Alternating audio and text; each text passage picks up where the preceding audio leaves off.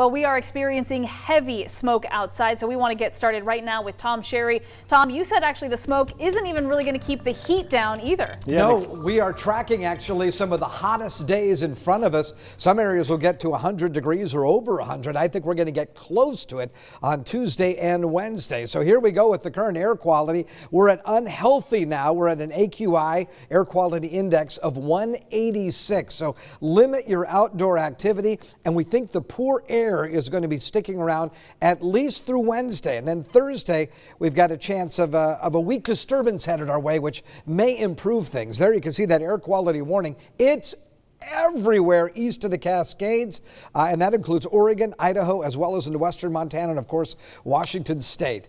When we take a look at the current temperature, 91 degrees, but look at that live camera shot. It really is just an ugly looking day out there.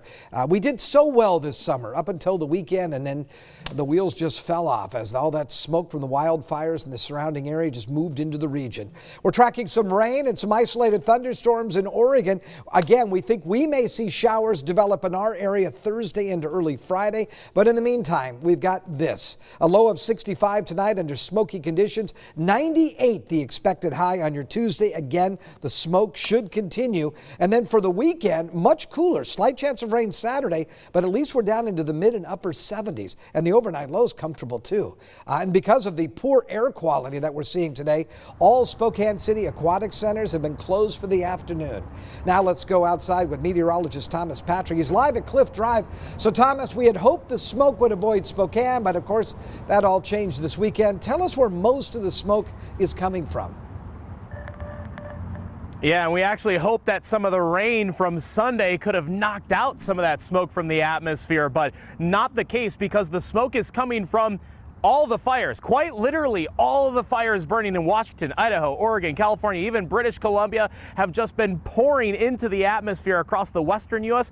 and even the entire U.S. You may have seen some pictures even from the east coast of the U.S. seeing those hazy and smoky skies, but that's in the upper atmosphere. So they don't see the air quality drops like we are, because when we get these high pressure areas, stagnant air patterns, and even heat domes, a lot of that actually settles that smoke down closer towards the surface of the earth, and all that is causing the air quality concerns and down into those unhealthy air quality ranges like what we're seeing right here. And of course, it has just been a gray sky all day, and even our weather satellites overhead are having a hard time seeing the ground through all of this smoke. So it's just here to stay because there are so many fires in the region proper, and they just continue to pour more and more smoke into the atmosphere. It's going to take something fairly drastic in terms of a weather pattern change to really clear out all this smoke that is across the region, especially in the Columbia Basin, like a bowl that holds all that smoke in place. Yeah, it's going to take something pretty drastic